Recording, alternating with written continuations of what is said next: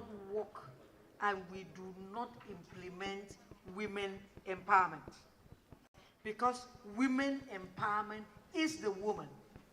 And women empowerment is what propels families, communities, and the state, as it were.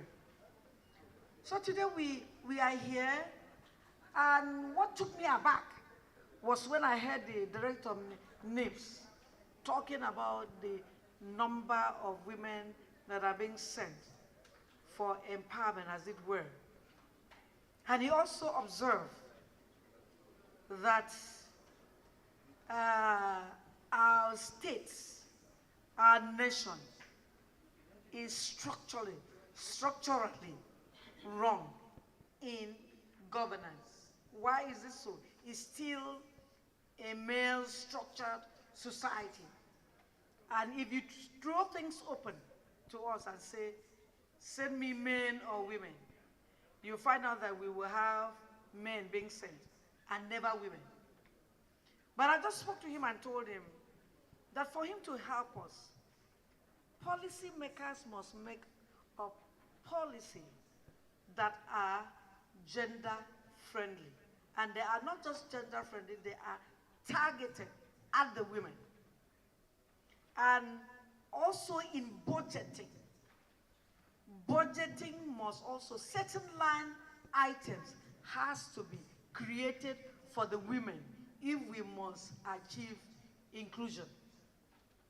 In the same way, in sending women for training, it has come to a take that quota has to be given to women. Quota will not just be given and the managers or whatever, the policy must target certain sectors. Today, this year, if we want A to give women, B to give men, C to give men, then by next turn, next year, then we will ask A now to give men, while B and C will now give women. That way, we will now be targeting the women in development. And if that is not done, I don't think we will go a very long way. But I know that we have, I'm not despondent because we have a lot of he for she in our midst.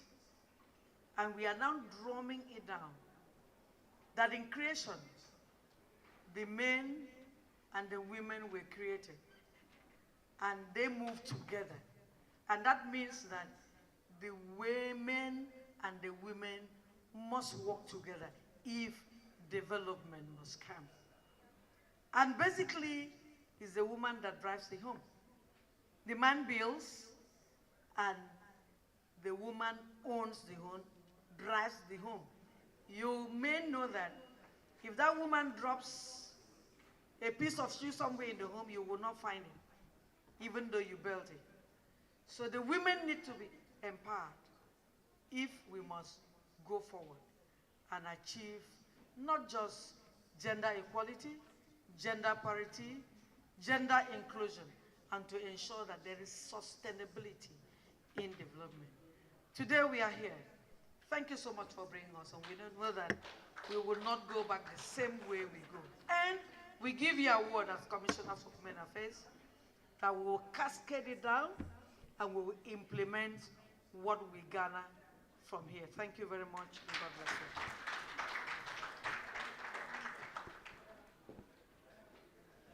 Another round of applause for the Honorable Commissioner of Women Affairs of Fibon and the Dean of Commissioners of Women Affairs, Dr. Ini Ariapa. She just said something very significant, that all the commissioners in the room are giving their words, and they are going to take this forward. And I'll say we look forward to the great stories that will emerge from today and tomorrow and beyond as we embark on this great journey. Thank you very much. Now, if we look at the agenda, the vote of thanks for the morning session was supposed to have been given by the Director of Studies of the National Institute for Policy and Strategic Studies, Dr. O.J. Paramalam, MNI. She's been ably represented here by the Chief Operating Officer of the Gender Center of the National Institute for Policy and Strategic Studies, Professor Linda Kwamdong. Ma, you have the floor. Thank you very much.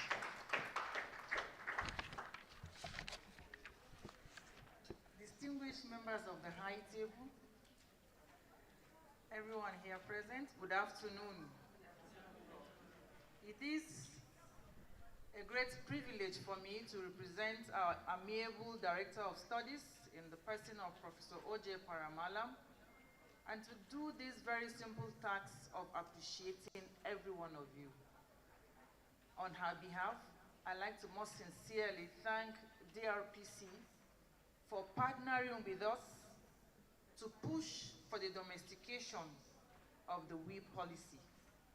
And to everyone here present this morning, I'd like to thank you this afternoon. Thank you most sincerely for finding time to come and be part of this history-making occasion. I believe that with the domestication of this policy in the various states, it will turn in a new lease of life for the Nigerian woman. We will indeed see great transformation in the lives of Nigerian women from the way their lives will be built up economically, and it will translate to political engagement. When the minister was talking, I just felt in my heart that the minister was speaking from her soul. And I think that is the approach. In rounding up my thanks, I'd like to encourage the commissioners of women here present to run with this policy as they are running with it from their souls. Let them put so much passion to it. You know, when she was enumerating the practical steps she has taken so far, and I said to myself, indeed, she's not believing in theories anymore. What she wants to see is practical steps being taken. So once again, I thank you all. And I'm hopeful that in the next coming hours and tomorrow, we will engage in very robust discussion that will push for the domestication of these policies in the various states. Thank you, and thank you very much.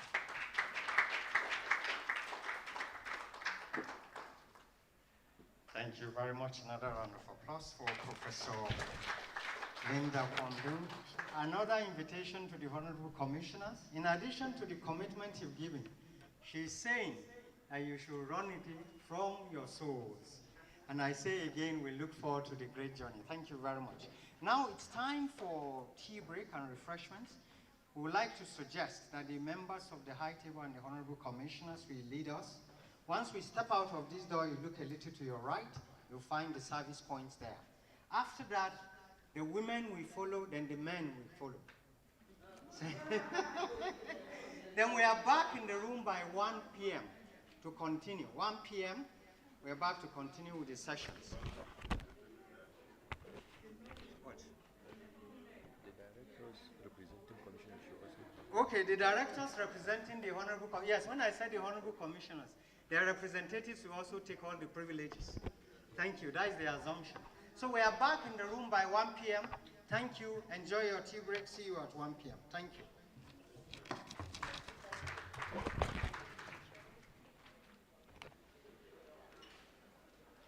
You need your paper. I wasn't sure what you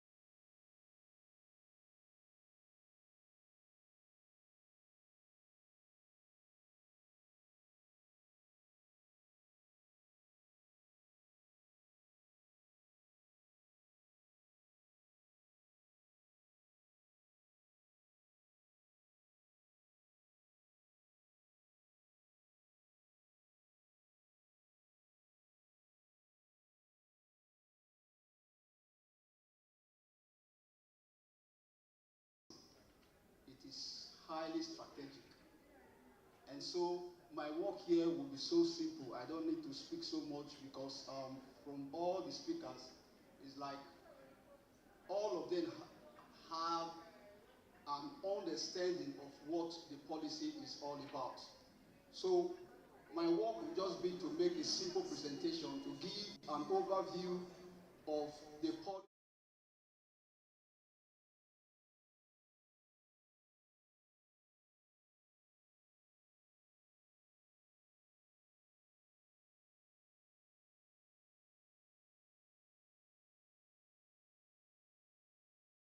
Looking at the content of the policy, what are those things that actually made the policy robust and strategic in nature? Now, I'll be using this very diagram to explain all the activities, all the engagements, and the discussions that took place in the process of actually developing the policy. Now,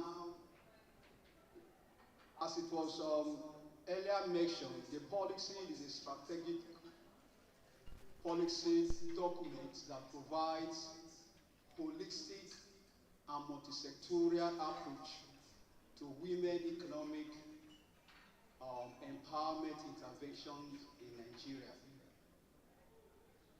And as a coordinating document, the policy provides interventions for the federal government and also the subnational to get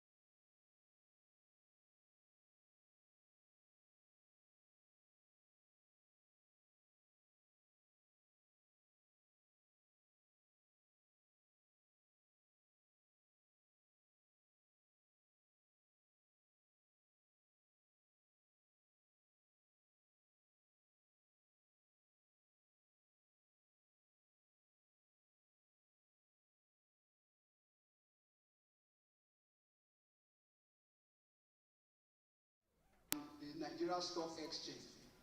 And that data shows that women and girls accessed economic opportunity and productive skills at significantly low rates when compared to the men. And again, data from World Bank and Africa Development Bank also show that though Nigeria is regarded to be or referred to be the giant of Africa, but Nigeria underperformed on most gender-based indices measuring economic participation, access, and leadership when compared to its regional peers. So this was what actually formed the desire to develop a robust policy that will address all the identified emerging gaps. So, to actually develop this very policy in order to adequately and effectively address all the identified gaps. The Federal Ministry of Women Affairs began the implementation of the National Way Policy Dialogue in March 2022. And this implementation was done in collaboration with Bill and Melinda Gates Foundation, the World Bank, and Albright Stonebridge groups. So this organization actually supported the ministry in implementing the National Way Policy Dialogue. Now, the National Way Policy Dialogue is an initiative driven by the Federal Ministry of Women Affairs and the Federal Ministry of Finance. And the purpose was to actually convene critical stakeholders across diverse platforms to identify high-impact interventions for advancing we in Nigeria. That is women's economic empowerment in Nigeria. So, when you look at the diagram,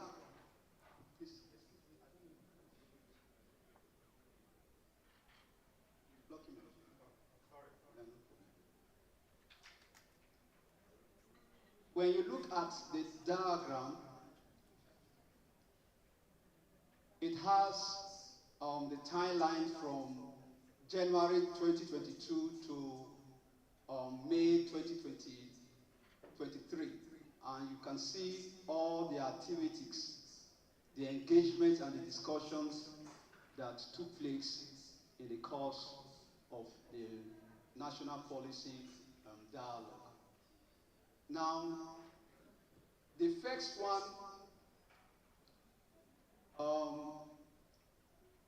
when you look at it, you see the presidential approval or adoption of the We Dialogue. Now, in order for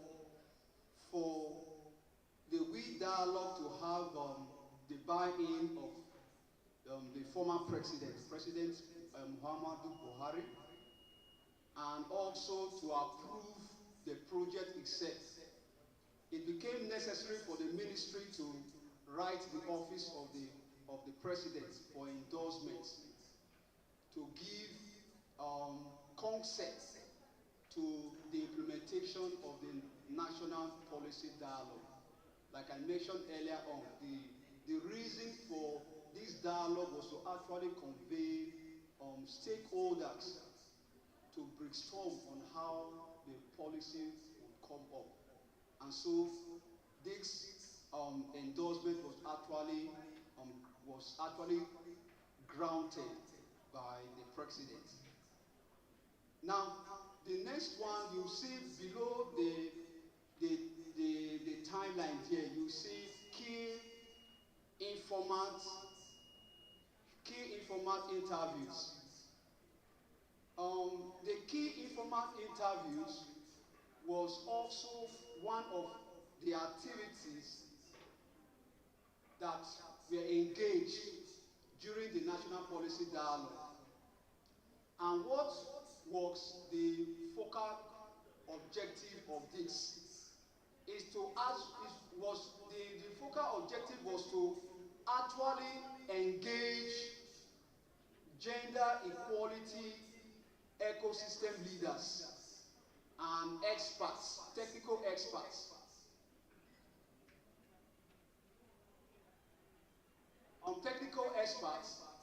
to gain a better understanding of their position as far as the we is concerned in Nigeria. And the convener, the organizers of this meeting was instrumental in this process, and DRPC. They actually gave their weight of experience in this course. And also we have a FINA and the Nigeria Gender Innovative Lab. So these were some of the stakeholders that we are actually engaged to have an understanding of what the position of we should be. And quickly, there was also stakeholders workshop. Critical stakeholders were also brought in from the public sector, the private sector, and the social sector to also cross-fertilize ideas on how the we policy and the dialogue should take form. And again, we also have focus group discussions. In this very one, just like what the minister said earlier on, that empowerment should be taken to the women at the grassroots. So it became very necessary for discussions to be held across the country to engage grassroots women. And the purpose was to actually under policy. And during the Nigeria Economic Summit Group, TAG Gender Inclusion Summit that was held in 2022, ASG as Upright Stonebridge Group organized a ministerial panel on we, and the purpose was to actually leverage learning that had been garnered from the dialogues, all the engagements that have been held so far, to foster robust conversation between multi-sectorial we champions. And during this ministerial panel, the former Minister for Finance and the former Minister for Agric were on this panel together with His Royal Highness Emir of Arugu. So they actually discussed to a very large extent what the way policy should look like. Other activities that also went into the national policy dialogue was the Tech for We roundtable. We have the subnational road shows. We have some subnational road shows. We have the launch of the high-level advisory council. The formation and the launch of the high-level advisory council, which we popularly refer to as the HLAC, is critical to the implementation of the we policy, and more also domesticating it at the subnational. So vacuums was not allowed, and that was why this council was put on board in order to drive the implementation, so that the HLAC will have an interface between the public, the private, and the social sector in order to drive the implementation. The composition of this HLAC was drawn from, like I mentioned earlier on, was drawn from the public sector, the private sector, and the social sector. And it was credible and innovative actors that were actually put together to form HLAC.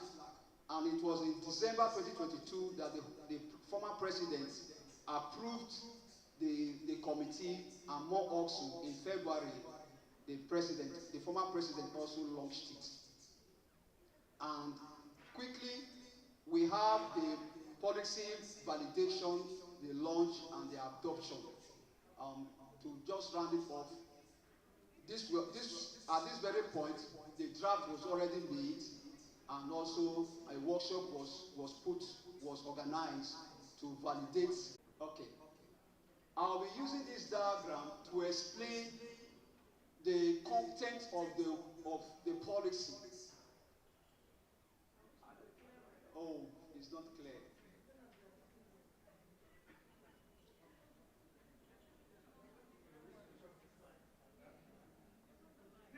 Okay. The policy framework is structured along 5 core set sectorial pillars.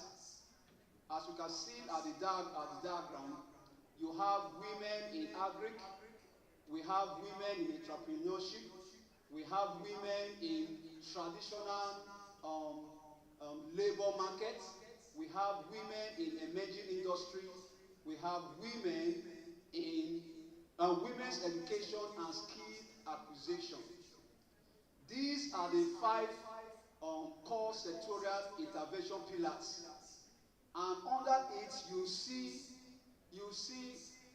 other 4 elements, and they are referred to as the cross-cutting enablers or accelerators.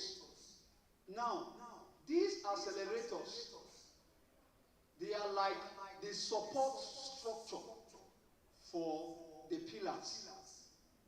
If all that are listed there must be achieved as far as the policy is concerned, just if you take agri as an example, we have access to finance, we have access to market, we also have access to information, we have access to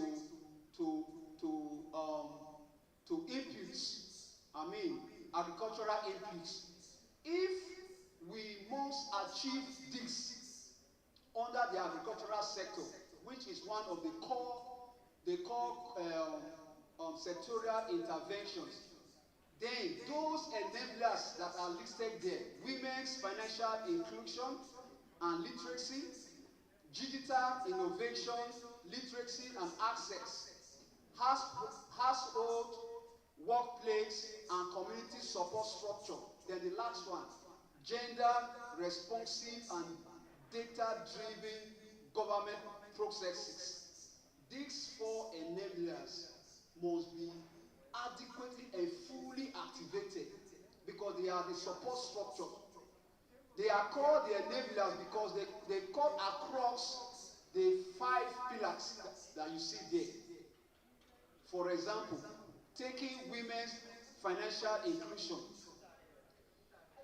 If the women must make impact, if the women must be fully empowered as far as the agricultural sector is concerned, then the issue of the women's financial inclusion must be adequately handled. Women must have not just for them to have access to the financial sector, but they must be so much empowered that they will have financial information, financial understanding, financial knowledge on how to actually manage finance whenever they have access to it in order to grow their businesses and to expand it. Then digital innovation, literacy and access. This speaks more about ICT. The ICT currently is moving at a very fast pace. That virtually everybody is in one way or the other engaged in the use of ICT. Now, for the women to be economically empowered, the use and the application of ICT must come to place. The gender innovation, literacy and access. Women must have access to digital innovations. Women must have access to digital literacy. Women must have access to everything that has to do with access, because when they have access to digital, they can have information on how to, if they are into core agricultural activity, they can have information on how to actually grow their farm produce. And again, they can also have information on how to actually bring about value addition to their farm produce. So, digital innovation is key. And again, we also have the last one, gender responsive and data-driven government processes. This one falls fully on the shoulder of the federal government and the subnational because they have wide range of reach. They also have resources at their disposal, and they also have the power to change so many practices in the country or in the subnational. Now, if we must actually achieve the goal and the objective of this policy, it therefore means that the government itself, both at the center and the subnational, must bring up policies, must bring up programs, processes, and also projects that are gender sensitive, programs that can actually drive gender responsiveness in order for the policy itself to be attained. Now, the four crossing enablers, like I mentioned earlier on, are the support structure that can help the five pillars to be able to achieve the objectives and the goals that have been set out in the policy. The policy also have well thought out strategic plans. If you pick up the copy of the policy, you'll see that the policy had a well detailed and thought out smart strategic actions that should be implemented if we must, as a matter of fact, achieve the goal of this policy. So, to wrap up the presentation, I just want to bring to bear what was said earlier on. The director general of NIMS mentioned it when he talked about the structural defects in the country that is preventing women to actually explore their potentials. Now, when you pick up this policy, the policy actually addresses that aspect, and it is addressed under the cross-cutting accelerators. Here with me, I have this statement. It says the cross-cutting accelerators address the structural and normative barriers that limit women's economic well-being at the systemic level. They also allow the policy to emphasize how deliberate structure and social reforms and more gender-intentional governance approaches are systemic entry points with the potential to lift Nigerian women and girls out of poverty. So, in a nutshell, this is what the policy speak about. The 5 sectorial intervention pillars and the 4 cross-cutting enablers. Thank you very much for listening.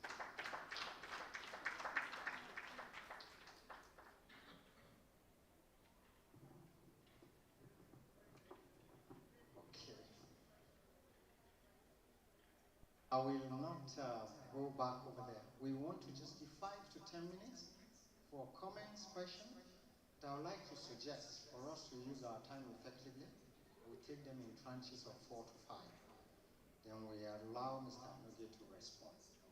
So the floor is open.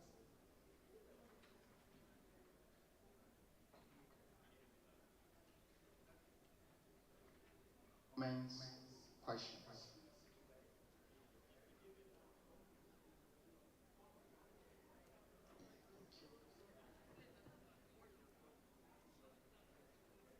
Good afternoon. My comment is where he talked about helping women in agriculture through access to finance. I want to add that it's not just the access to finance, but we need to make these women aware of how to implement this finance. Because most of the times when you call women in agriculture and give them money, you don't teach them how to use this money in order to improve on their farm produce. They use these monies to do other things. So when you are giving women finance, it is good that we train them too, because most women are not aware. They don't know how to use these monies.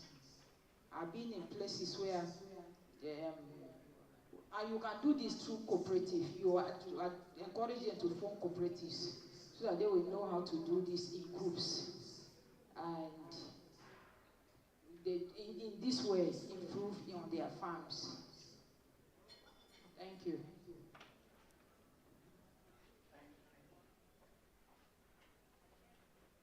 Thank you. I'll go here and come to you. I'll move to this table and come to you. Well done for that very good presentation. It was very illustrative and is giving us an insight to, if we want to domesticate, is giving us a direction. But from the field experiences that I have about women empowerment, especially in agriculture, most of them you need to build their resilience. When you have, part of that should be basic business education. Well, when you give them agricultural support and you give them like this monitoring book, the cash book or something, they won't be able to enter the data. When we go for supervision and verification, you note that even the book itself, if you ask them, they will say it's with their husbands. You understand?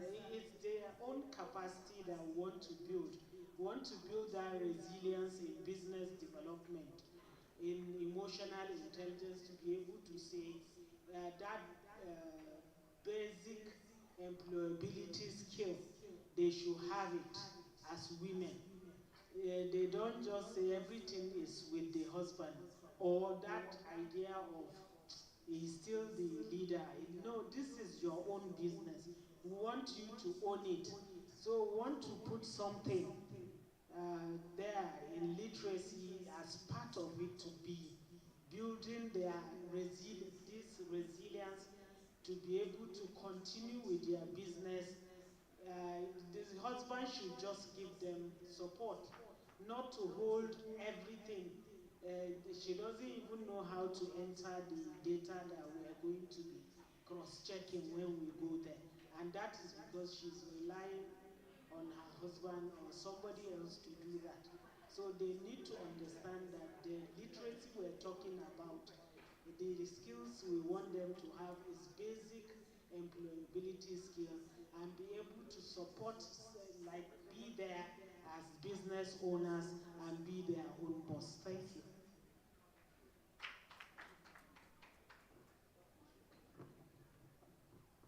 Thank you. I was going to speak about resilience, but she's spoken about it. But the second one is that when we look at the agricultural sector, there's so much wastage there.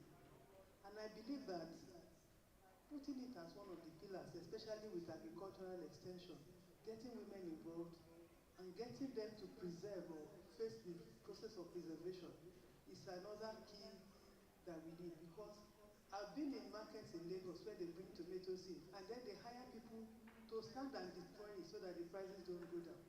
Those are not efficient processes for us as a nation. We can always use those produce, and we need to think about involving women in that aspect, because we have a lot of graduates who learn agricultural extension. They are jobless. They are doing other things that they are not trained for. I think we need to get women deeply involved in preservation. Thank you. Thank you. I'll come to you. Thank you very much. Mine is a it's a comment. I want to start by appreciating the RPC and also the names for this very giant stride. For us working in the field, I think for us to make this policy work, there are things like these three that we really need to put into consideration.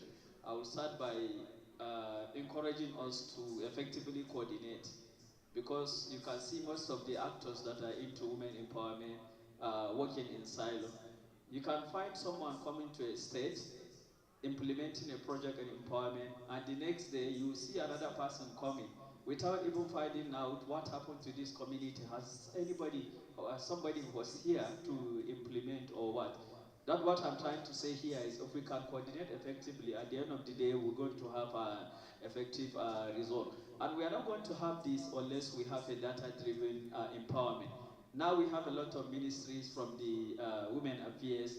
Now, when you want to ask how many women were empowered, it's difficult for us just as a nation. Data is our issue most of the time. We do things and then we forget it, and the next day we keep on doing it again. You find most of the state doing beautiful things, but now when you ask how many people have you empowered, that is not going to be provided.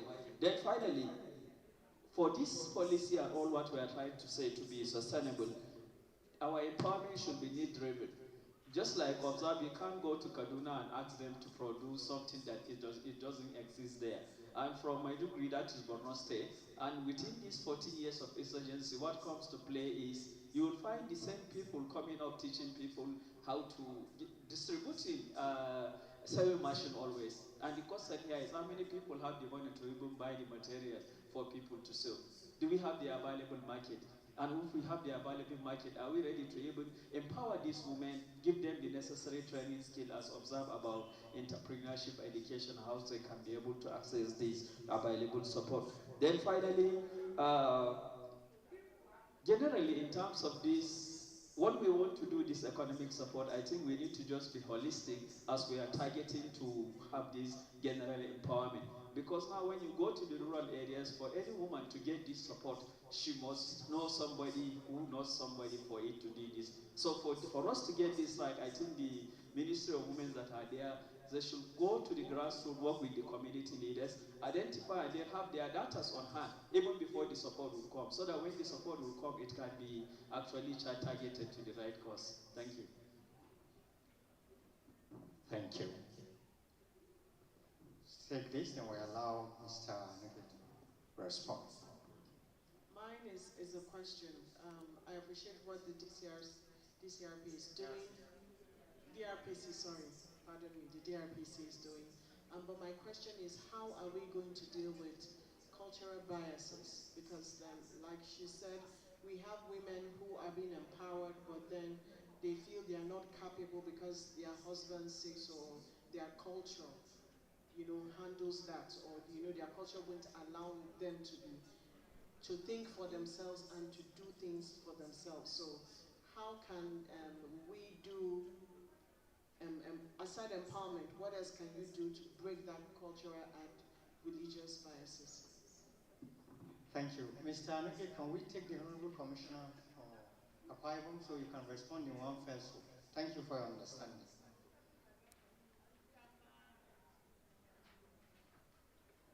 Yes, ma'am. Respectfully, I thank you so much for your delivery. At least it was more or less a summary of the framework we came here to study. Having looked at the pillars and also know that some of them have been encapsulated into policies, like we have gender in agriculture. I don't know whether entrepreneurship also has a gender policy. I'm also thinking that maybe these pillars too could also be a policy within this policy that we are going to make. And I looked at the enablers and the accelerators, and I wanted to ask you where life skills comes in. Because life skill is very important whenever we are working with women. Skill of their discovering themselves, skills of self-esteem, skills of resilience, skills of thinking out of the box. In fact, it also includes grooming. Where does this come in to propel and also ensure that the pillars are not just entrenched, that are implemented and they are successful?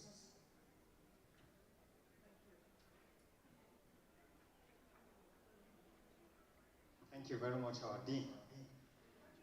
All right, Mr. Anugi, you have the floor. Thank you. Thank you very much. I will start with the first, I'll respond to the folks, will I call it questioner? I wouldn't know. I don't really know if you have this policy with you. I would just like you to turn to page 87. The first person who spoke talked about training women on how to use finance, not just for them to be given money, but how to actually put the money into effective use. Now, if you take your time to go through the policy, you discover that it's well detailed. It's so robust that it handles virtually everything that affects women access to productive opportunities. Now look at page 87, strategy goal 1.4. Strategy goal 1.4. It talks about making the design of government agriculture extension services more gender intentional. Now, what are those interventions under that? It says provide gender mainstreaming training for extension agent training curricula. All government-sponsored extension programs should systematically record the number of male and female beneficiaries. This is a very basic first step that forms the basis of future policy making to increase women participation in extension services. So when you go through it to the end, you discover that step-by-step approaches to actually training the women on how to put into effective use anything they are given to have been documented here. Whether agricultural items, whether agricultural machines, just like the Honorable Minister mentioned earlier on, is it finance? Just name it. Even women access to ICT, everything is documented here. So, to answer your question, yes, there are interventions to helping the women know how to use whatever they are given into food production. Thank you very much.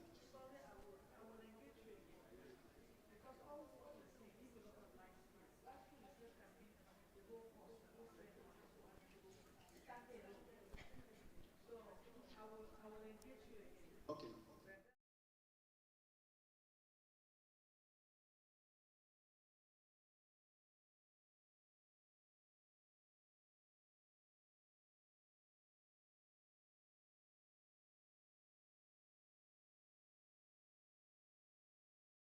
Thank you, and we still have other sessions today and tomorrow where we further drill down on this. Immediately after this session, remember, we'll be having 2 panel discussions where we'll bring some of these issues to the room. We're just building the foundation for what is to come later today and tomorrow. Thank you for your understanding. Have you taken all the responses? I think the others are just comments. Okay, thank you. Comment, okay, thank you. I'm directing this response to the Dean of the Commissioners. Ma'am, you recall in the process of designing this WE policy, everybody was involved. The technical team visited most of the states down to the grassroots. And the issue of personal grooming, self-esteem, and all that was captured under Pillar 5. If you look at it, Education and Skills Acquisition, 115, page 115. If you look at all of that, everything you need to know about this, I think we're subsumed. But I want to agree a bit that in the course of trying to segregate everything and put together a very fast policy, don't forget we're running out of time when this policy was finally put together, that maybe one or two things, was taken out or left out. But I want to say that this policy is very, very comprehensive. If you go to page 177, when you're talking about TVET curriculum, that's the new norm, and in that there are issues of self-esteem, personal grooming, and also they have carried some curricula and just put them in this document so that anybody who is following through those curricula to use them for training, you know that whatever you are doing, you must use that format in designing your programs. So I want to say, at least, for the first time, Nigeria and Africa has a WE policy, and we must commend the Ministry of Women Affairs for driving this process. This, we recall, was launched in, it was launched in 2022 at the CSW, and the whole world commended this document, and everybody wanted to follow suit. Thank you so much.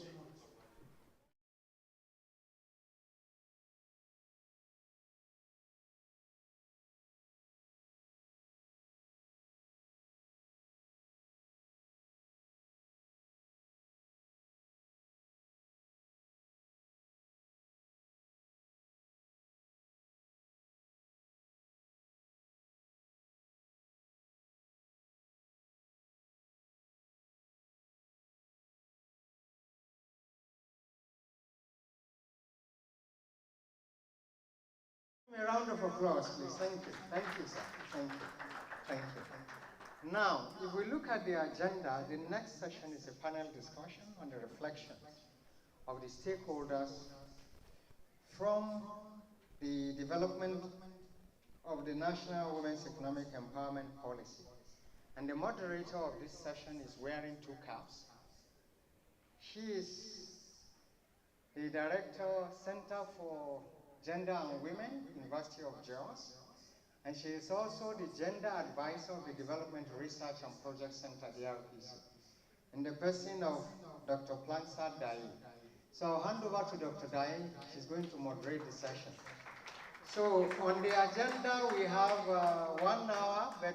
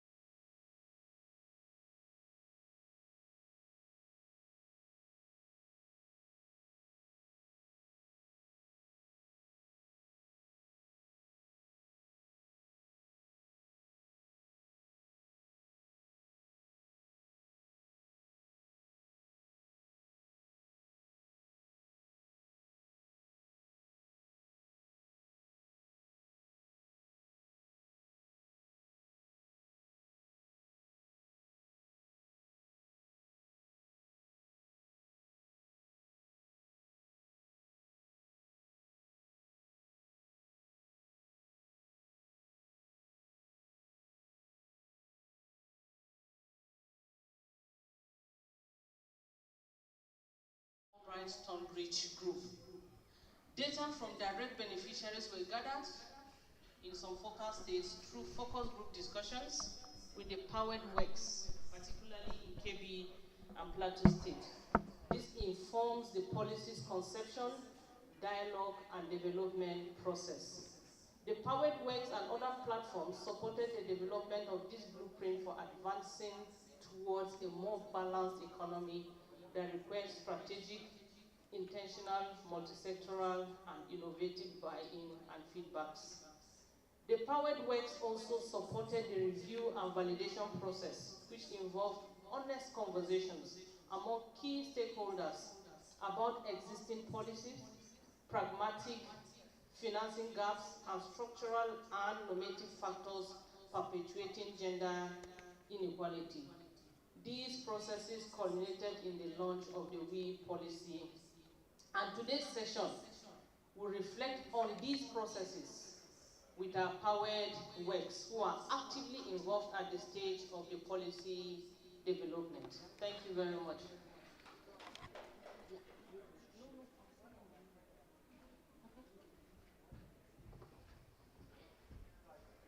So this is how the panel will run. We'll take a round of questions, they will respond. I'll do a follow-up on the questions, and then we take another round, then open the floor for comments and discussions, then we round up. We promise to do this quickly within 10 to 15 minutes. So, I'm going to start with the National President, Awita, Mrs. Ruth Agbo. And this question for you, can you reflect on the role of the association, that's Awita, as part of DRPC Powered Works Consortium in developing the national WE policy, and why it is important for Awita and other works to be part of the process? Good afternoon, everyone.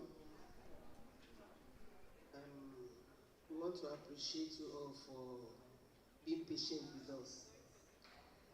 And we thank God for this program, this review, and all targeted towards the domestication of the WE policy, especially in some states.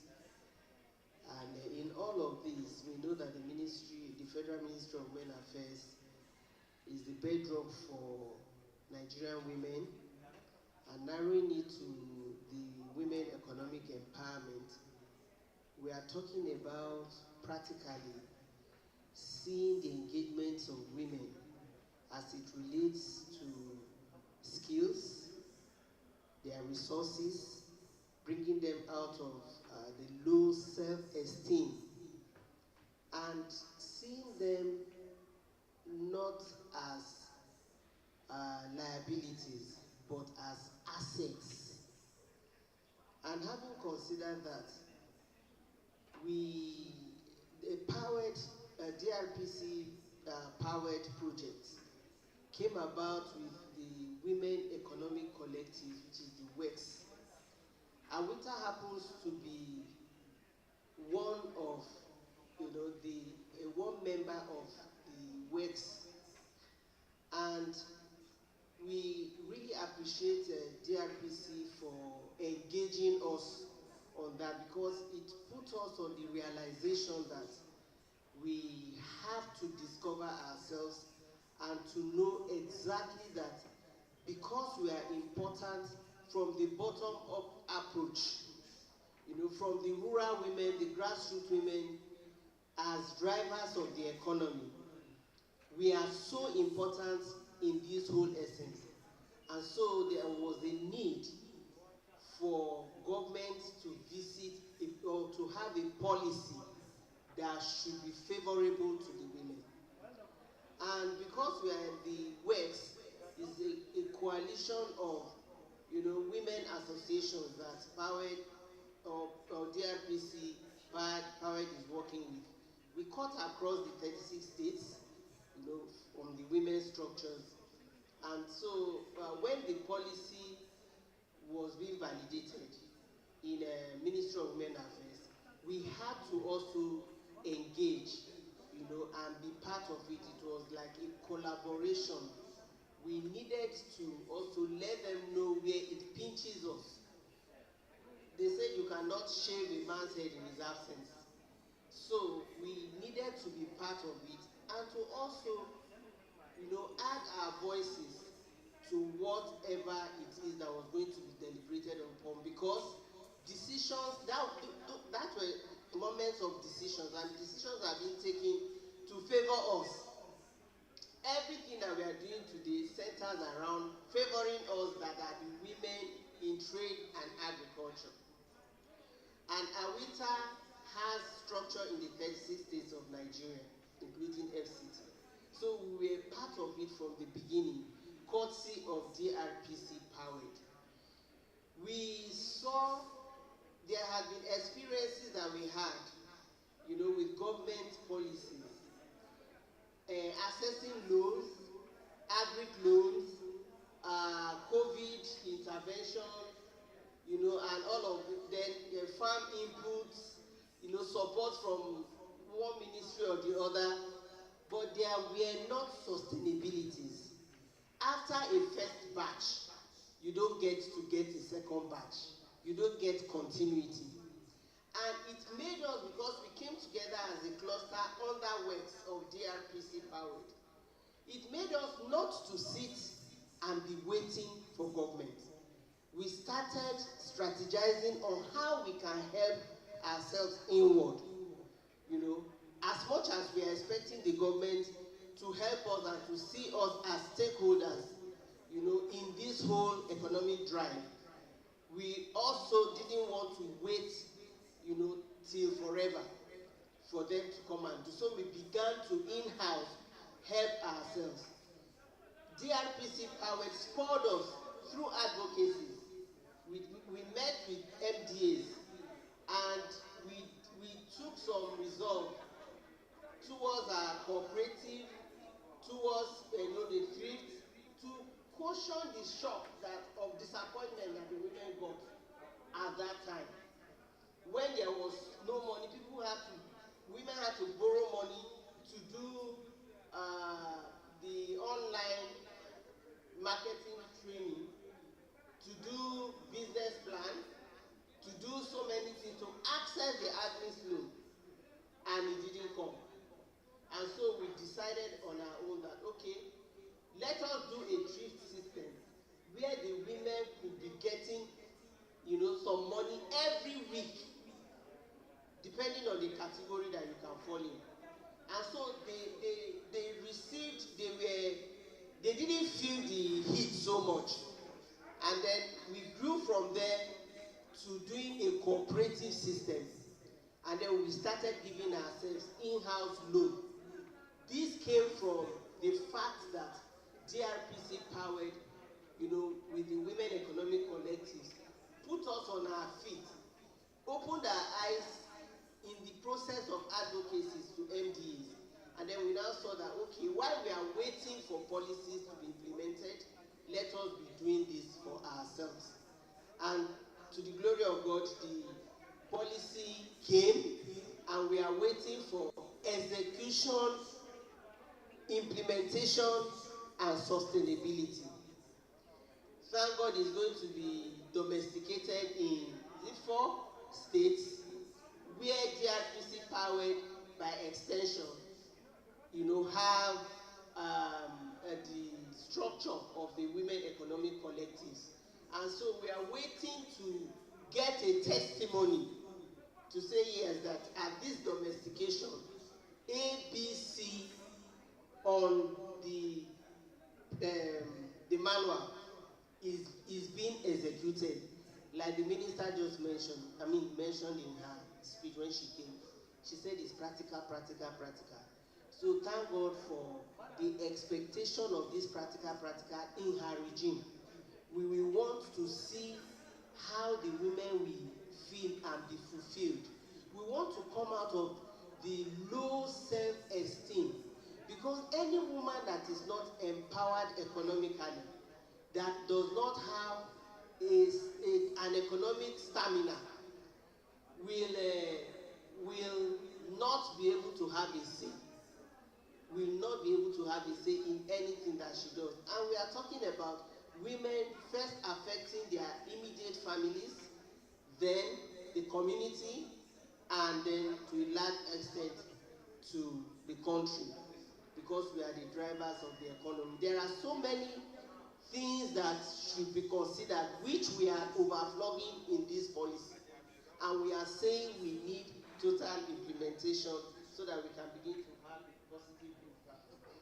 Thank you very much. You know, when you deal with market women and traders, they can have the talk. So thank you very much for your beautiful submissions. I had access, capacity, resilience, support in your presentations. And before I ask the representative of NAWE, for those who don't know what POWED is Partnership for Advancing Women in Economic Development. It was a project DRPC worked with to support women's economic collectives, and it was funded by the Bill and Melinda Gates Foundation. So thank you very much. So for NAWE, you were part of WEX, and you continue to be part of WEX. You've constantly been trained to support budgetary allocations at the subnational levels to ensure that these promises that government makes, they stand by them.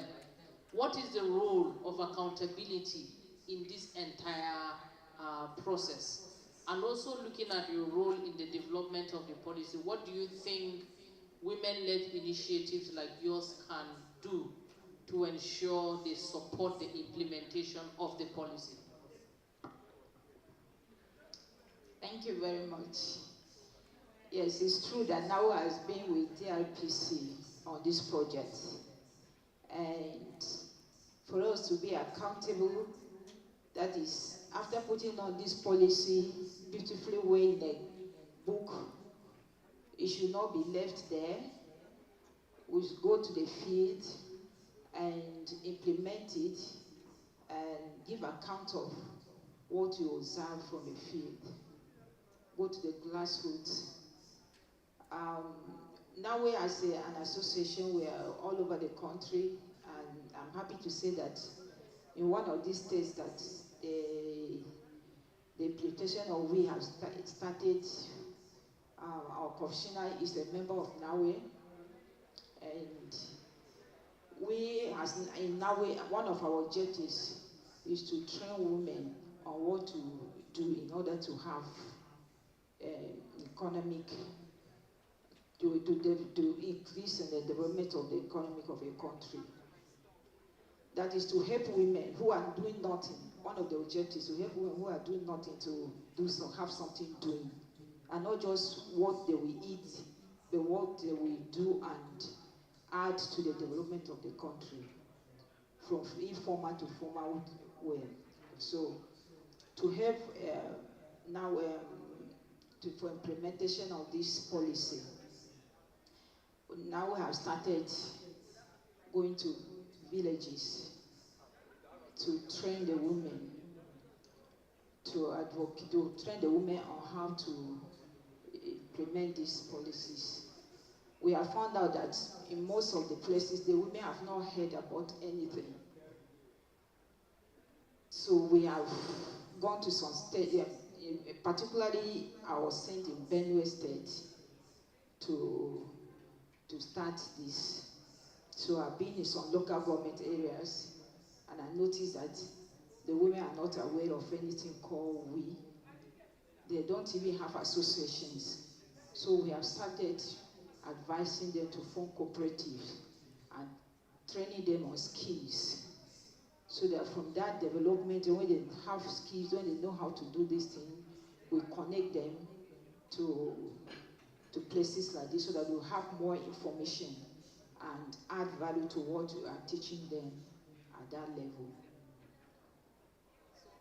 To a follow-up question. So how do we ensure that this policy continues to remain relevant within the economic space, like in the discussions of women's economic empowerment, that it's not just a one-off thing. How do we ensure that we sustain the discussion? So the information should be constantly given to women. That is, we should disseminate the information to women. Like we in the FCT, as we are here, we'll go back to our villages, and because this thing is for the grassroots, we want it to get to the grassroots. So we as individuals, we should be giving this information to the women in the rural areas, not just one time, but all the time. And most of all, encourage them, because they are not aware and they don't know how to do it. We should not just inform them and forget about it, but continue monthly. It could be monthly, quarterly, but all the times we should be informing them, and most of all encouraging them to participate.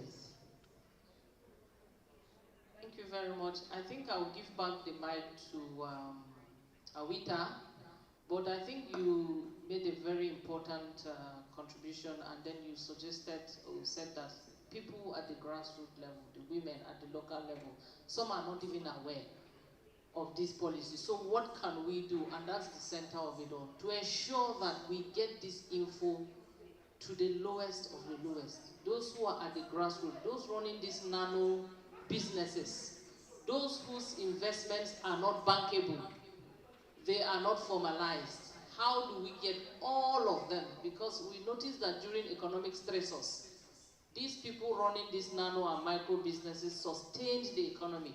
So how do we get them to be part of these policies? So I'll hand over to Awita to respond to this. That is why we have structures. We have NGOs, we have women groups, we have the women economic collectives, we have membership across the country, and whatever it is that we have participated from the national, we can cascade this same information, to our women at the grassroots. We train them, and then of course with the support of the government, we can also give the information. I throw back and I refer to the minister's statement this afternoon. With all the good intentions that she has, I think women also need to be informed, educated, sensitized to say, we have ABC good intentions for you, and then we are coming.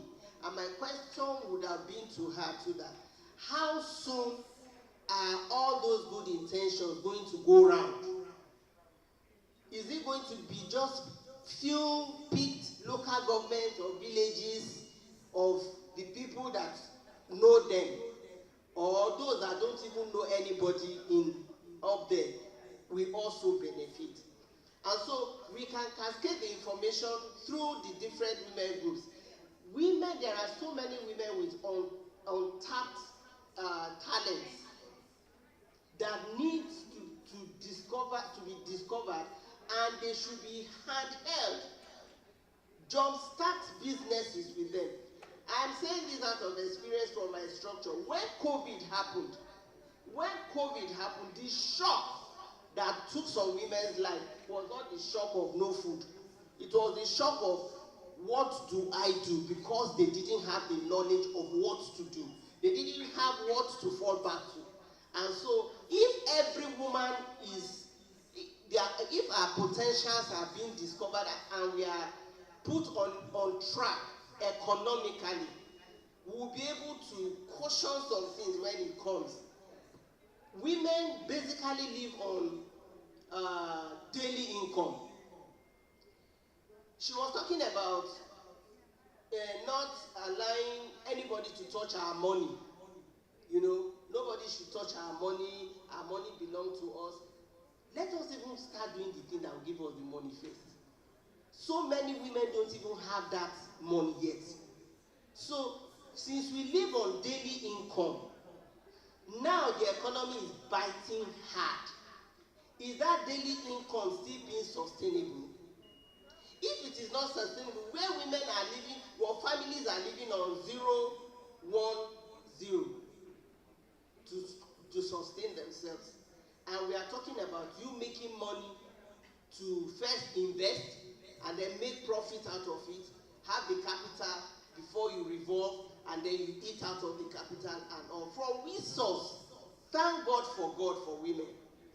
And so we are asking that as much as the associations and the groups, the women economic collectives are cascading the information, we also need to be handheld. We need to be guided. We need to be brought out of that low self-esteem. Women are dying in silence. And I'm happy that it's going to be domesticated in the 4 states. Let us also see how fast other states will come about it. Let me. Women are dying in silence. Physically, emotionally, socially. I think maybe in this context, economically. Let me allow you, Nawe, to respond also as a follow-up to her contributions. Thank you. You asked how the women in Nano can be included, can be brought together. And my answer there is to encourage them to form cooperatives. Like, women tend to trust people that they know better, because when other people go to their villages, they make promises, but they don't go back.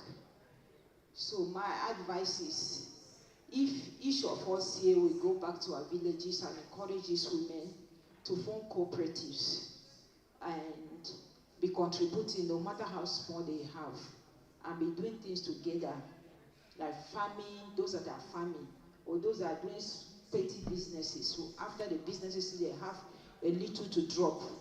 Weekly, they do that as a cooperative. And then they will register the cooperative formally, so that when the government comes, they can work with them through cooperatives. So thank you very much. I think before I come back to get your final words, I'll throw back the discussions to the audience. How do we make this process inclusive? How do we sustain the discussions? How do we ensure that we support domestication of this policy at subnational levels? So I will throw it open for discussion before we come back this way to conclude.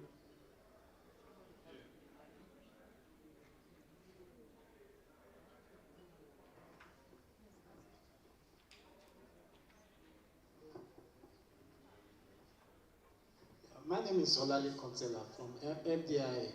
I think gladly the 2-day forum is actually on domestication. And it simply means that, okay, the policy cannot on its own, being a federal government policy, achieve its purpose without proper domestication as the grassroots level. And at the same time, I feel that domestication cannot be fully achieved at the state level. That means the implementation needs to be carried out at the local government level. That is why it is important for the MDAs. I know there are MDAs that are into impact and development work, like what's the name of this? NDE, NOK, and a few of other MDAs like that. And the local governments that are under the state, they need to be the policy need to be fully integrated into their activities. Because the role the state should be playing is to, okay, this in each local government structure, there should be a department that will be implementing economic empowerment policy. And the state, at the state level, the state will now be doing this kind of MIE, monitoring of and evaluation, to assess the milestone of achievement from time to time. That's my suggestion. Moving forward with regards to the domestication of we in the state, I want to mention that we have to take special cognizance that even at the grassroots, women are not homogeneous. It's not one size fits them all. So we should take into consideration the fact that women, even in the grassroots, they have different faces, different skill sets, and so on in planning for them. Thank you. Good afternoon, everyone. My name is Sekinatu Muhammad Bello, and based on what she asked, I feel that in every rural community there is some kind of women-like groups, the organized groups. So through this, domestication can easily be implemented. And at the same time, I feel from the federal level to the state level, there's some kind of networking that should be able to be a kind of process, or maybe a kind of like a one-way process where all information can be transferred across to even the grassroots level. And I was trying to ask a question earlier based on agricultural sector and involvement of women in economic empowerment. I think even if we talk about financing them, and we talk about maybe producing or giving them machineries for farming, I think there is also a smarter way of venturing into agriculture now than doing it in the other ways, or maybe in the decades now, because there is growing of technology today, and people, even all these reusable plastics that maybe we buy some oil and maybe we have the jerrycans and everything, we can plant. There are so many agri-tech now that are growing. Instead of women putting their effort, suffering in terms of farming and everything, there's a smarter way of doing it. They don't need to stretch themselves, because if you look at the climatic condition of our society today, it's very bad for our women, especially those venturing into deep farming. You understand? They don't have access to capacity building and how they can help themselves in reducing the stress they go through farming. Thank you so much.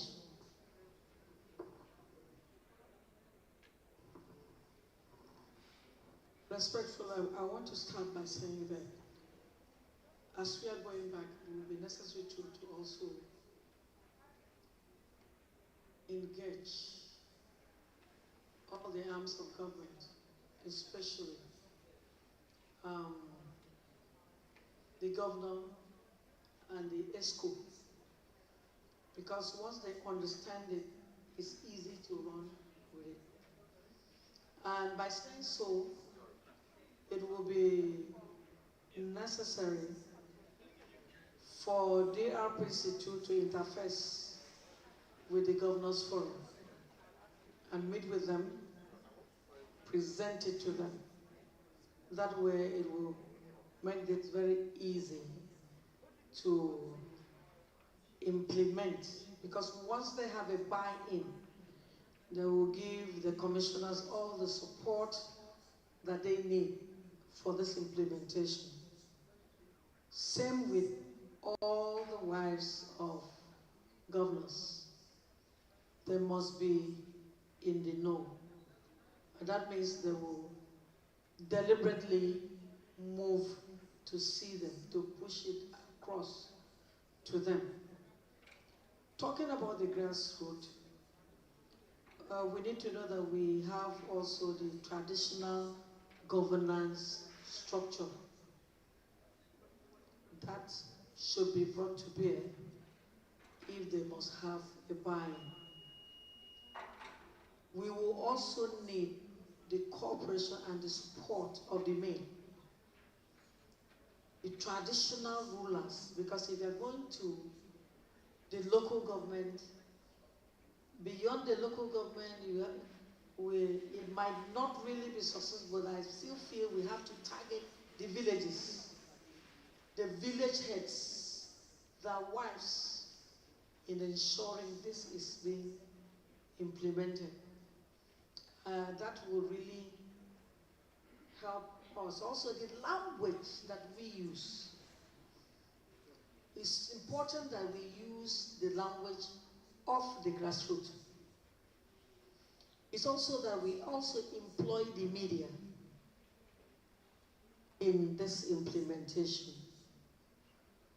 Most of the women might not want to listen to news. But if we have a lot of news, that if we make them to also listen, direct them to messages that are being directed to them in vernacular through the radio especially, because radio is more or less ubiquitous, so they can access some information, and then that will help us in the implementation of this.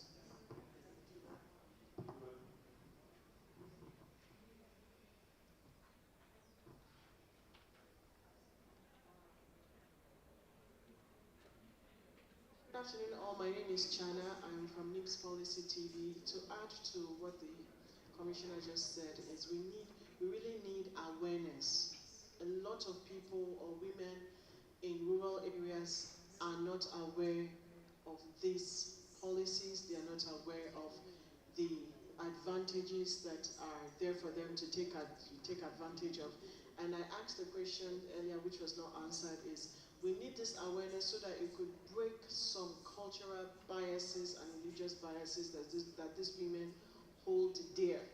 Because even if they are spoken to or given these monies, some of them channel it into what they think, okay, is best known to them.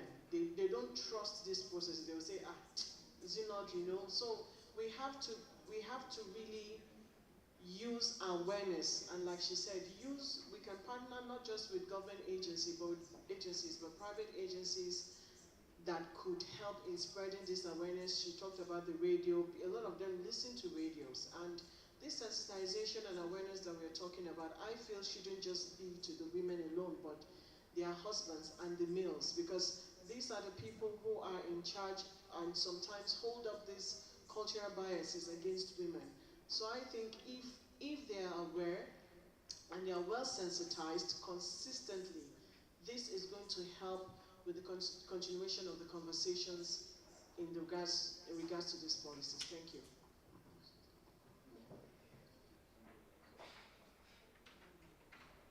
I just want to say this. When I made a presentation on behalf of the Director General in the morning, I said that the Women Development Centers were the first true testament of women economic empowerment in the country. Why did we say that? In the rural communities before now, husbands, talking about the cultural biases, will not allow their wives out. So the idea of the Women Development Centers was to get the women out with the consent of their husbands, because the husbands believe that nobody will look at their wives. They are in those environments. They are by themselves. The children are allowed to go there. That's why there's a lot of emphasis on the establishment of daycare centers or creche in those facilities. But as time went on, policies changed. There was no sustainability of this policy. And what do we see? When it was time to establish court of appeal and all that, those women development centers that were there strategically located in very good places were taken and handed over to different agencies as offices. In fact, somewhere in Mubi, they turned them to veterinary clinic. What does that tell you? That at that time, the government themselves, they don't even understand what women economic empowerment is all about. And that is why we're saying to sustain this, because there is a new knowledge. There are dynamics in the society. For us to move forward, those women development centers, we need to reactivate them. We need to bring them back. We need to ensure that women have a place to go where they can develop their self-esteem, where they can learn how to trade, learn how to do whatever they want to do, learn how to gossip about their husbands, if it will make them feel happy, learn how to do everything they want to do. I can tell you, for instance, in Zaria, there's a women development center not too far from the Emir's Palace. And a lot of young girls attended that women development center. They have master's degree, PhD from these women agencies. So if we're going to really be very intentional, let us use the women development centers as a form of sustaining the we policy. Thank you.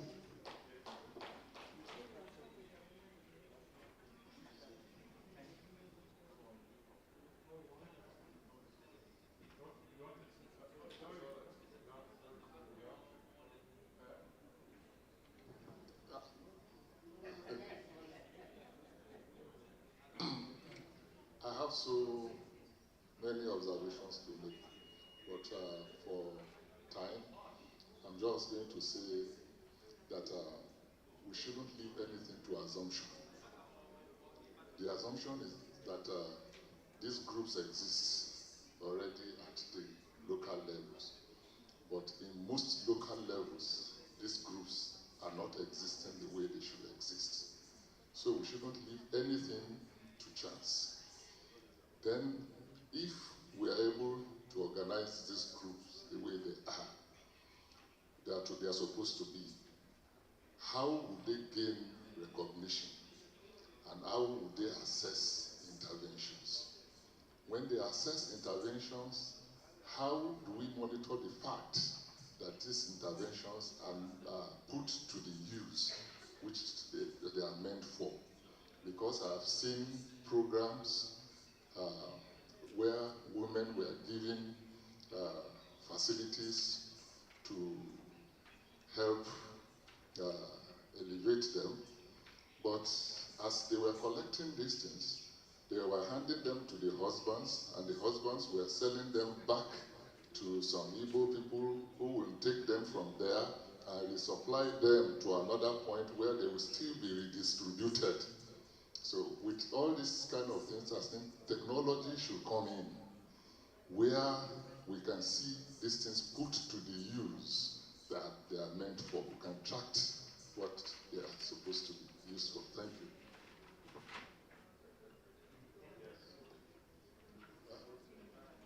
Sorry, I did not mean negatively when I said Igbo, because it's the Igbo people that we have up north that supply these things. But what I meant to say generally is to the traders. Thank you.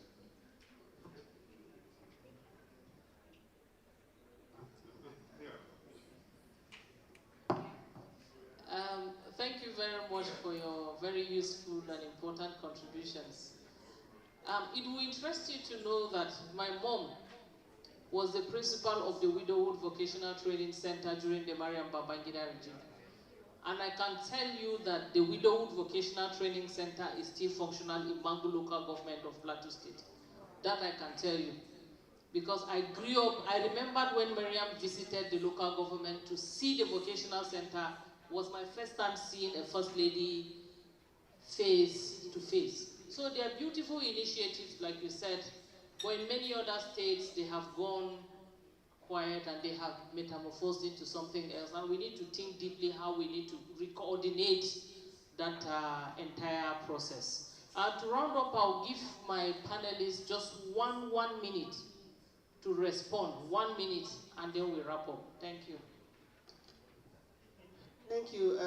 When Princess Jumi was talking about the Women Development Center, I was actually moved, like, of course, taking empowerment down to the women at the grassroots level. And like she said, they are not activated. They are all dead, and the centers have been used.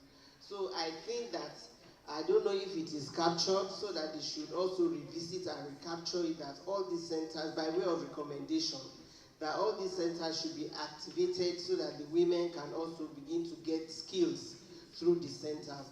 Otherwise, within the structure of women groups, I think they are just helping themselves, do trainings, capacity building and all of that. And then Uncle just spoke about reselling their maybe empowerment things where they give to their husbands, and then the husbands will revolve it and resell, and it comes round and round. There's already poverty in the land. A woman that is already hungry, that doesn't, if you give her 100,000, she doesn't even know how to share it, because there are needs, too many needs than, you know, the money that has been given to her. So if you guide her, and that is why we say through the cooperative, a woman that is in a cooperative and she's already trained, and you tell her ABC, when the resources begin to come, you guide her through the cooperative, so that she won't even have any reason to go and play love with the money or the empowerment. You guide her through the cooperative. She sees her other fellow women. You know, we talk about clustering. She sees her other fellow women that are using and revolving the money, so she will do the same thing. So women double as traders and farmers, especially in the agricultural value chain. And we know that when the bottom-up ladder succeeds, you know, through total inclusion, the nation at large will also succeed.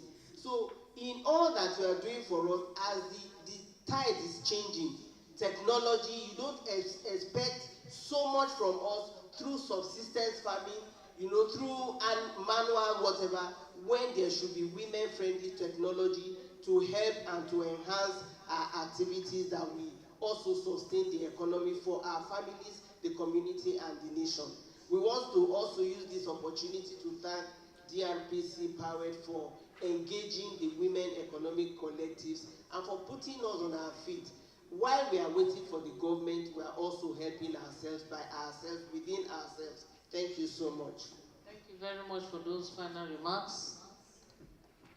So my final remark is, in as much as building and collecting our centers is very important, the women themselves, we must encourage them.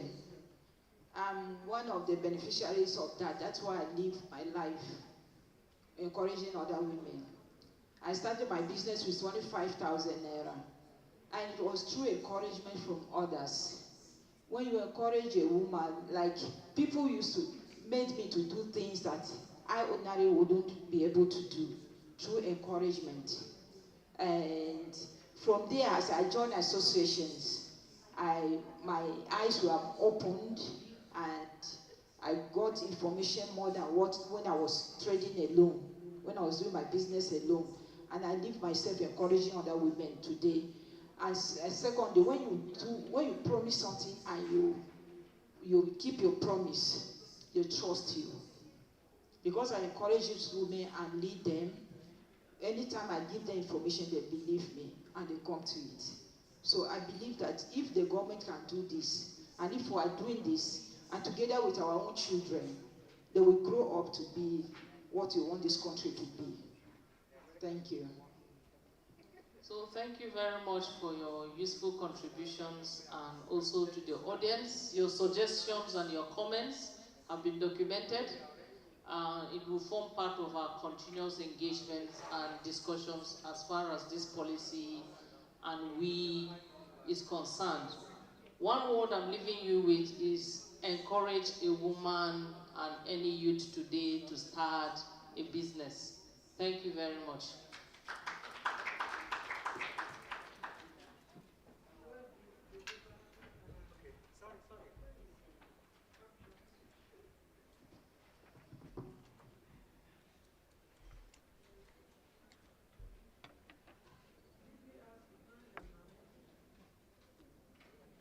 No, not now.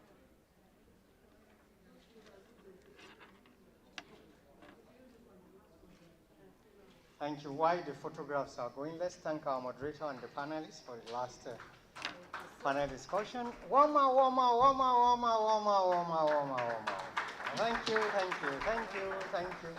Thank you.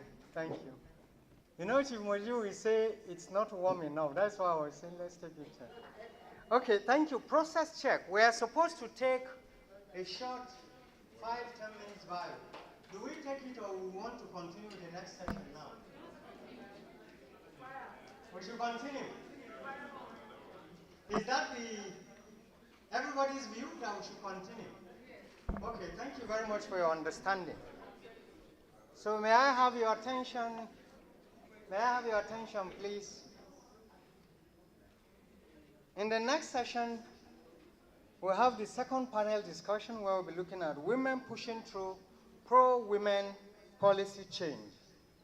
And the session will be moderated by Chief Mwajima Kanjola MFR, who had earlier been introduced. Please join me as I invite her. They said the bio break, we should leave it at the end. So it's okay, ma. Thank you very much. I know you told me, she also told me, I was the one pushing for the bio break the way it is. So next time, if you advise, I'll just go. Thank you very much. You know, I wasn't going against you. I was just doing a process check. Thank you very much. Yes. Thank you so very much. I think the last panel discussion has eaten a bit into what we are to speak to. I was very worried when the Dean of Commissioners was speaking. I wanted to stop you and keep it for our panel. But the issue is that you find out every of the concerns that have been raised today dovetails into the other.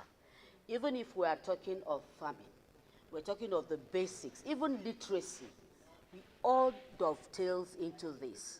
And I think that's why the final and the best, don't mind me even if I judge it, panel will have to come on, because that is the crux of the matter.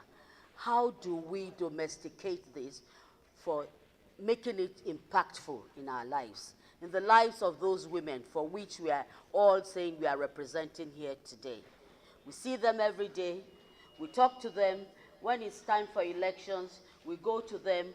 They are the ones who would stand, come rain, come shine, on that queue to vote.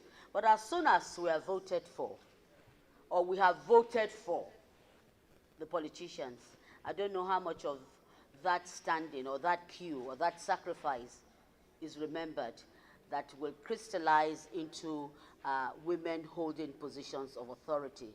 Well, I'm not going to preempt what we need to speak to. I would change the arrangement of our panelists and start with our mother. I told you that she is my mentor. So no matter how old you are, there's somebody before you. And oftentimes, Nigerian women, we forget that. But I'll bring that back to the norm of our society. So welcome with me our mother, auntie, sister, mentor, friend, Dr. Ifeni Enyat. Thank you, ma'am. And when I look at my size, and what, and what God has given you, endowed you with, I'm like, okay, there's hope for Moji. Yes, I'll quickly like to bring on again Dr. Asabe Bashir Velita, the Director General, Miriam Babangida National Center for Women Development. Ably represented. She's not here because she was catapulted to Maiduguri with the VP's wife. But we have one of our finest. If you want your things to be well organized, we learn organization, integrity, and speed. Our next panelist is where to go. She's the director with the center. Madam Ebi, please take your seat. We are thoroughly blessed. Yes. Okay. At least we've had a feeling of her. Yes, but now we will get the full feel of her. Please welcome with me Dr. Ini Adiapan, Honorable Commissioner for Women Affairs, Akwa Ibom State, but Dean of the Women Commissioners. Thank you, ma'am.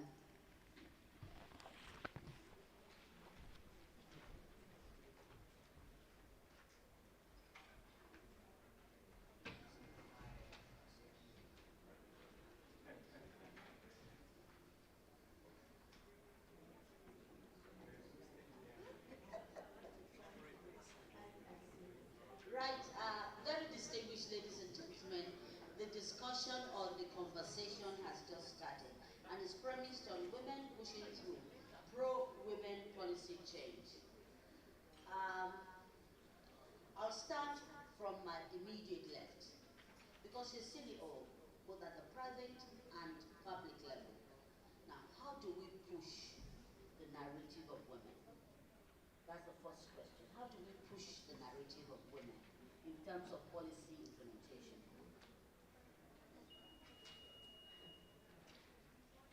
You know, I'm sorry,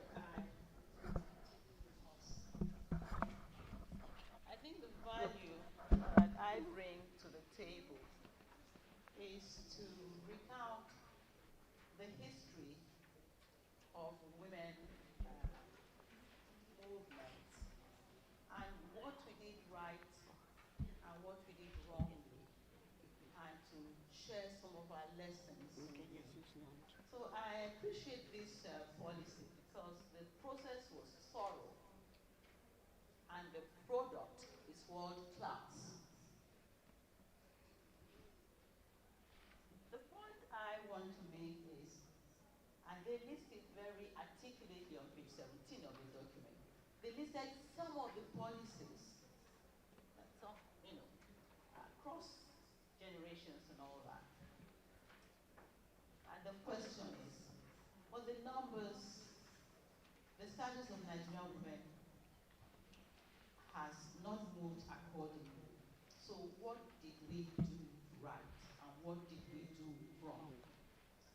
And that comes to this issue of how we move policies to become more gender effective. I'm a medical doctor, I'm a pediatrician, and you wonder what I have to do with women. But I'll tell you, I saw, after my residency training in the UK, I came back and found that children were dying who shouldn't die. And then I said to myself, I can stay here forever fixing drips, and it won't make a difference. The key to the life outcome of children is the status of their mothers. So if the woman has literacy skills and all that, then the value of the life of the child is more stable. And believe it or not, the child is male and female. Right? And that is the crux of the matter. That is why I got activist about women's rights. And then I became the first Director General of the National Commission for Women. And under Maria Babangida, we decided that these things should be brought to public debate, not just dinner table talk, or handouts and palliatives by men, or tokenism, because it is central to our national development for men and women. And so she did a great job. I want to stand here and give testimony.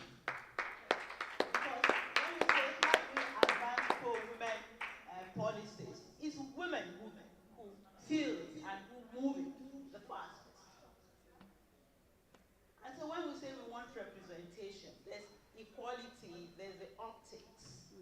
But also the fact that we believe that as women, because we are mothers and we manage families and communities, we know where the shoe pinches for all our citizens. And we used to think, and maybe I'm wrong, that we brought different value systems to governance. We care, we feel, and all that. Although I cannot say that consistently across the board, because sometimes we have failed ourselves and failed the country.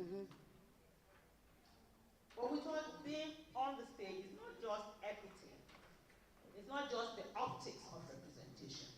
It's because we bring advocacy on behalf of women when we are at the table. In 1999, as director of an international organization under USAID, we arranged training for women politicians. We broke it into cohorts. There was a time we interacted with the women representatives, House of Representatives, and the Senate. And one woman told me something that I've never forgotten. When I asked this woman how she's going to use her strategic committee position to advance policies on women, to make sure that the budgets are gender sensitive, that men look at her as if she's too troublesome. But you know that happens. Yeah. And then when she goes to her community, she doesn't want to be thought as just representing women. So sometimes we fail women when we get these positions, 10%, 18%. Then we go there and we become not mainstream, we became mainstream. We begin to think and act as men with advantage, and we forget that we're there because we represent the most marginalized groups in this country. That is the thing. So how do women become advocates of policy? We want representation, not just those in the political space, in our professional space, in our community space. How do we become the voice for women without apologies? Unfortunately, the way the system is structured, the higher we go, the more we remove to become from the pain and the needs of women. Starting with us, the women. It's so easy to blame the men. But when they give us this small space, the thing is, become representative of what you believe women should have. So whether it's the House of Reps, whether it's the corporate boards, whether it's everything listed, wherever you are, at whatever level, you are an ambassador for the advancement of gender-sensitive policy.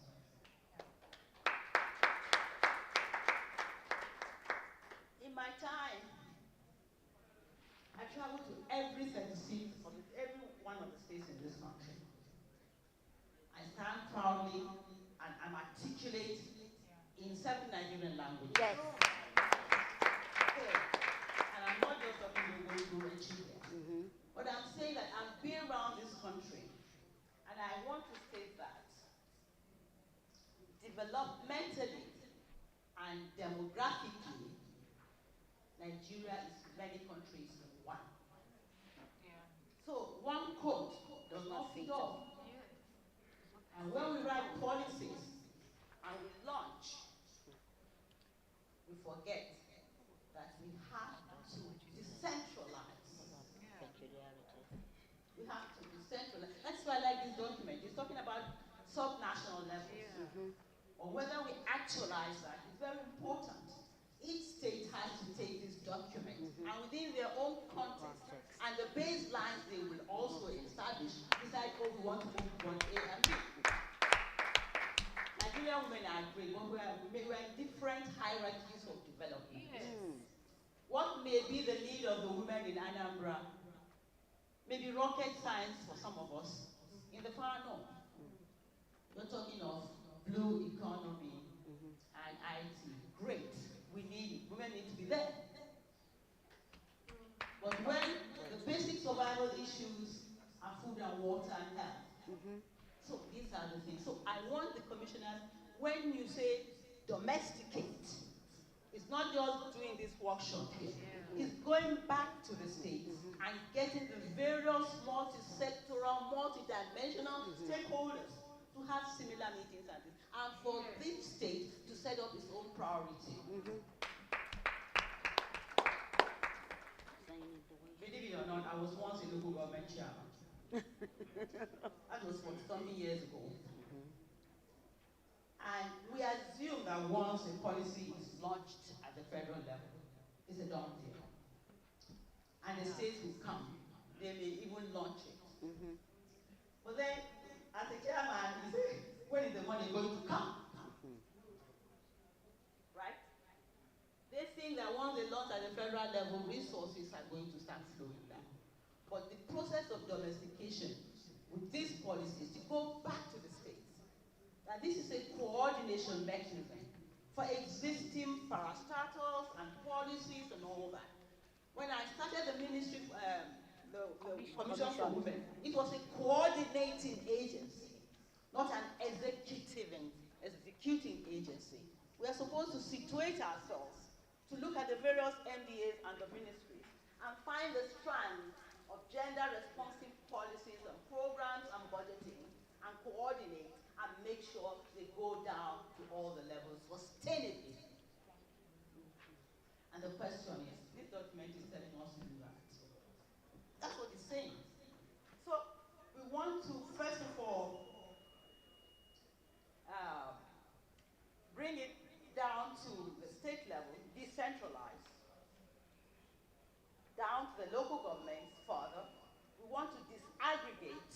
because we made a lot of assumptions and numbers and indicators that may be different wherever we go. And I want to talk particularly about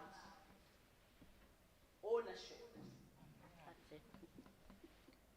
Ownership is a federal government initiative. It's a Ministry for Women Affairs initiative. When we domesticate, it becomes part of the operations of where people are. Where people are. Not the old rich. That's true. So we want to bring it down so that people own the coordinating mechanisms and where the resource funds will come together to advance what each state or each local government, each community chooses as their entry point for this dream. Does that make sense? Yes. So Sure we have to allow that ownership to build by going back and selling this document in the language that people can understand. And I want to talk particularly, and sorry, because it's very close to my heart, about Pillar 5. This document is beautiful. And I want to quote from the policy. I wrote it verbatim here. Nigeria has the highest number of out-of-school children and adolescent girls globally. It wasn't that bad when I was there. So we have been regressing in some areas. 1 out of every 5 children who are out of schools globally are Nigerians. I quote it from this document. And then another quote from there says, in some states, especially in the northwest and northeast, more than half of the girls' population is not enrolled in school. And only 9% of girls are able to go to secondary school. Isn't that alarming? And I'm mentioning education because it is considered a foundation as well as an accelerator of economic empowerment, It's foundational. And we cannot run away and begin to talk of blue economy in Tungamagagia. I'm sorry. But we can talk about activating schools again. And what hurts me about education in those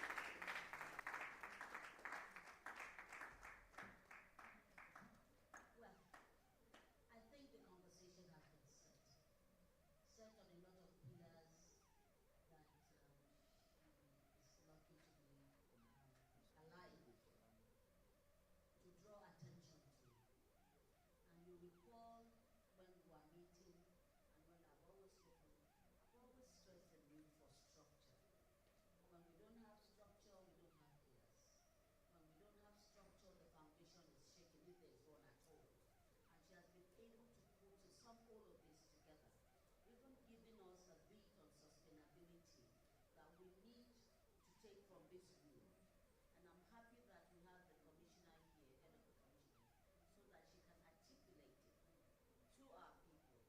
There are fundamentals that we must achieve. She's spoken about ownership. She's also spoken about her great concern for security. It's okay to say go to school, but how secure is the environment? And again, before I give the next speaker, I get very emotional when it comes to security. I had just returned from a field trip in Maiduguri, and I met a young girl. I've never seen such display of courage. She watched her mother, her father, her brother, her sister murdered. At a point, they had to go to the rooftop to hide. You know what brought them down? The stench of the hate. And she's living with that. So any sound with her, I don't hear again. So we also must include, whatever policy, integration of people who are traumatized in the open society. These are issues of concern that when you think about it, you know that we have a foundation yet for our generation here, but we need to work at that. So before we become too emotional, 16 years ago my father died. I have a letter he wrote me 30 years back, and that letter will be in my book. He said that there is no difference between a man and a woman except the anatomy of the body. And it is how you raise your bar. That's where you will find. So are we raising bars this afternoon? I'll go to you. Following our mommy's synopsis, I'm really sad. And Auntie Moji just talked about Maiduguri. And we are talking about women's economic empowerment. What I want to talk about is leaving no one behind in the policy, because we have people in the IDP camps. I've been opportune to go to Madagali, I've been opportune to go to Goza, I've been opportune to go to, along all that stretch from Maiduguri to Adamawa State. And you see women, you see children in their thousands in IDP camps. What are we going to do about this subset of people? I tell you, when driving along that place, most times people ask me, what are you looking for this woman? And I tell them, I say, as long as there's a woman there, it is my duty to ensure she gets what she needs and deserves. They go to farm in those areas from 11 o'clock. And they queue. They don't go with food. They go with only water. And they trek down. They don't allow them to go with any motorcycle or bicycle. Why? Because some people take food and take to those people uphill. So they don't allow them. And when they go to the farms, the security officers will just stay by the roadside and be looking at them farming. They don't want them to go far away from them. What are we doing? How are we integrating this set of people into our plans? I'm just saying it so that we can have a rethink, because our mommy has just rejigged my mind. And on this note, I want to talk about something that I think in driving the policy we really need. It's evidence-based planning. If we are telling our state government, we always say that poverty has a woman's face. How? How can you prove it? With what will you prove it? That poverty has a woman's face. What research did you do? If you conducted a research, how are you going to, explain that research to people? how will they know that this is what is happening in this area? At the National Center for Women Development, one of our key mandates is research and documentation. We conduct research into various concerns and issues of women. And I want us to think, when we are thinking about this policy, we should think about really what is happening to women in our state, in our local government areas, and down the grassroots. So that whatever we are doing will be evidence-based. If you are talking to your governor, they say, so number of women are in this place, they are in this situation. You'll be able to prove to them. Our policy should be evidence-driven,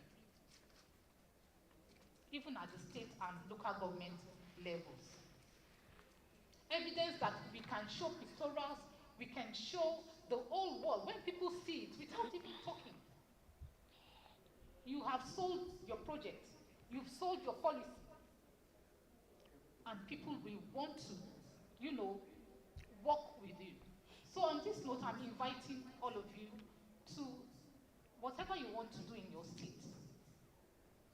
You can network with the Miriam Babangida National Center for Women Development.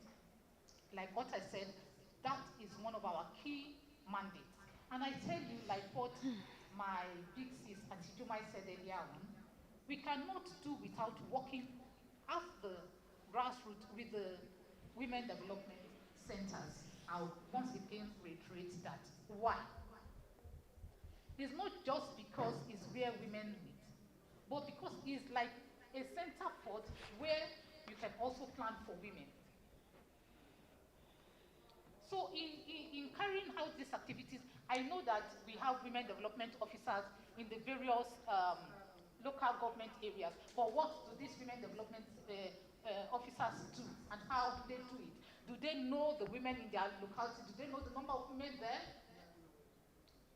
Do they know the needs of these women? So please, we should conduct research in our different states, even if it is small research. You don't need too much money to know what women need in your state. And please, let us help ourselves. And for those states that have the issue of, especially this insecurity, like it's everywhere now. Really, it's everywhere now. So what are we going to do about it? How are we going to secure our children in schools, especially the girl child? Please, let's think and think and think again. Thank you.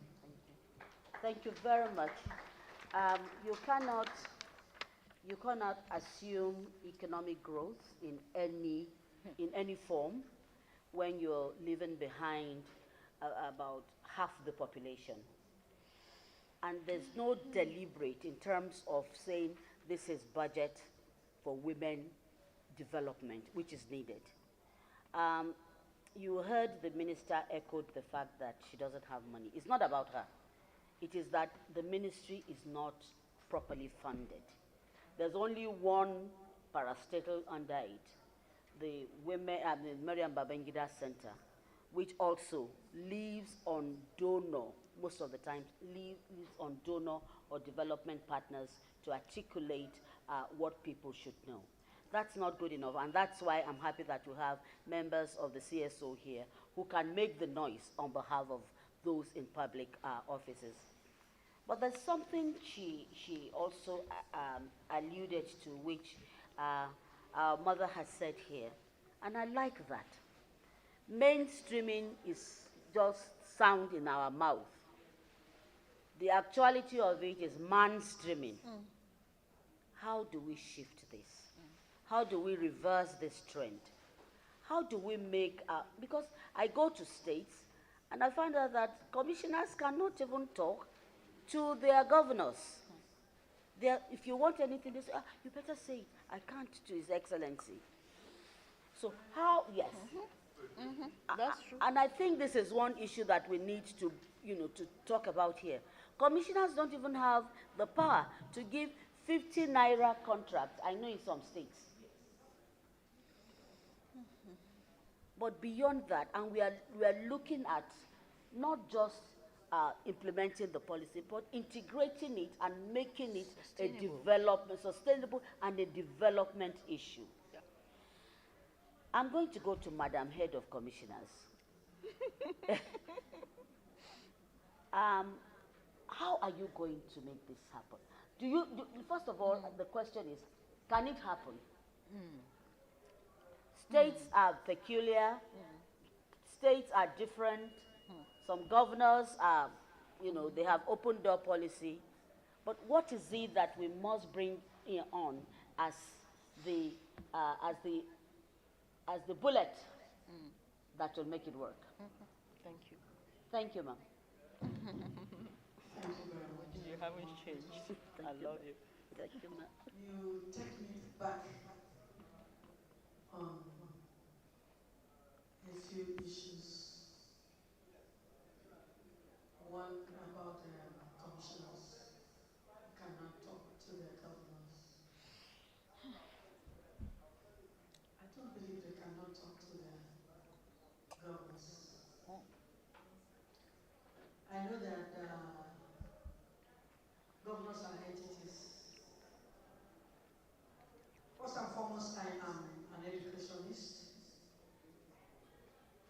And I know that human beings are different.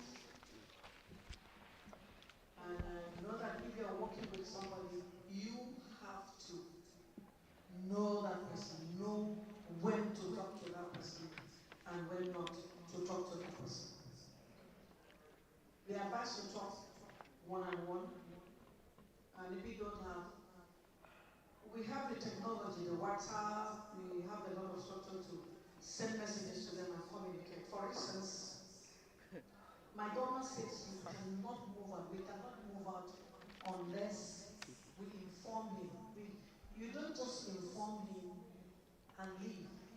I've had calls to go to US, come back, spend some days. I was in Portugal, Spain, on my way to Netherlands, and we had executive council meeting. And my governor screamed and threatened and said, I must come back. I had to stay back from attending my daughter's convocation. And I had to take the next available plane back.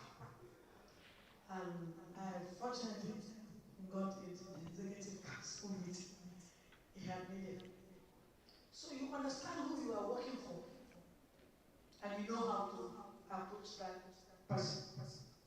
If it has to do with public speaking, that is a different ballgame. I don't believe that they cannot. Some of them may become very difficult. Don't quote me. And this is. Thank you. Please don't record this. So some of them make it very difficult. Please, can you respect? Yeah. This is family talk now. I don't want to be quoted, I beg. So you don't tell my government. I